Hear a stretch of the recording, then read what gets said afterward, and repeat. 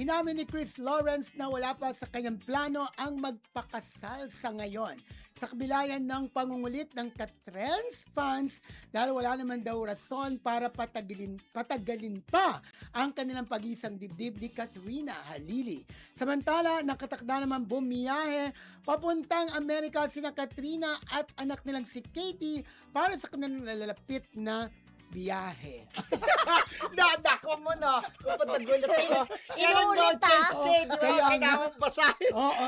Ay, ito na nga. Nagulat ako. Alam mo, maraming nag-react dyan nung nagsabi si Chris na wala pang mangyayaring kasal, ganyan. Pero kung uunawain yung mga sinabi niya, hindi naman kasi nakukuha niya sa Hindi dahil sa madalian. Yes. Hindi dahil sa ayaw po niya. Ay, feeling ko, gusto niya pagandaan ng bongga-bongga yung kasal nila ni Katrina. Kasi minsan lang yung mangyayari sa buhay ng isang babae, di ba? Kaya sabi, dapat bongga-bongga maibigay mo, di ba? Tsaka ayaw niya maudlot. Parang nandun siya sa moment na ini-enjoy muna nila ngayon kasi parang ayaw niya in-a-rush na kamali sa desisyon. Siyempre parang siya more on iniisip niya si Katrina kung ano yung magiging komportable kay Katrina. Kasi natatandaan niyo, di ba, nung nagkahiwalay sila tapos ito lang, mga last year, naging okay lang sila nitong February. Alam ko di ba, yung tatanungin si Katrina na, ay wala na, pass is pass. Gumaganon si Katrina, di ba? Ngayon nagbukas ng pinto, yun ang medyo iniingatan ni Chris. Correct. At saka, Diba?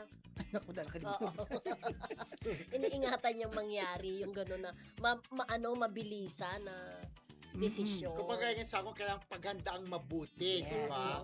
Hindi ko mo sinasabi nga ni Chris, hindi ko mo okay na kami, kasal na ba agad? Siyempre, ligaw pa lang, sabi niya. At wala pa namang sinasabi, kahit alam naman natin nagkabalikan na wala namang sinasabi o inaamin si Katrina na kami na ulit. Diba? Wala pa rin ganun. Wala. Pero ako naniniwala ko na sila na. Base sa mga sabi, action speaks louder than words. Sila na talaga. Pero ang cute diba, nung tanungin mo, ikaw makakalam. No? Correct. Ang cute-cute lang nung ginayan. Diba ang daming gumagawa ng mga AI nila. Nagkikiss, nag-aalikan. May isang AI na pinagaya ni anak nila ni Katie sa kanilang dalawa, ni Direk Katie. Ito yung AI na kinis ni yung kilikili niya. Yung kilikili niya. Ginaya din ni Chris yung pagbanggit na, kiss ko nga ang kilikili mo. Di ba yung mga boses ng AI? Di ba yung mga boses ng AI? Correct. Diyos ko, marami na namang kinilig. At hindi lang yun pati ginagawa ng mga AI na kanta, meron na namang bago. Di ba? Na-discuss natin dito ng isang araw. Ito may bago na namang kantang ginawa para sa kanila. Oo, diba? Pero di ba mga misa magjojo, talaga inaabot yung kilikili. Diba? Pero may naalala ako. Kahit natatandaan si Daniel mahilig magkisa kilikili dati ni Katrina. Pero di ba naalala niyo iba namang kaso to? Si Justin Yu. Naalala mo? Dustin, letter D. Sino si Justin Yu? Justin Yu. Hi, Beth Vasquez, Mami Apple. Si sa 8. MJ Orolia. Si sa 8. Punta kami tatlo, ha? Di ba si Dustin, pinaabot niya yung kilikili niya kay Esnir, tama ba? Esnir.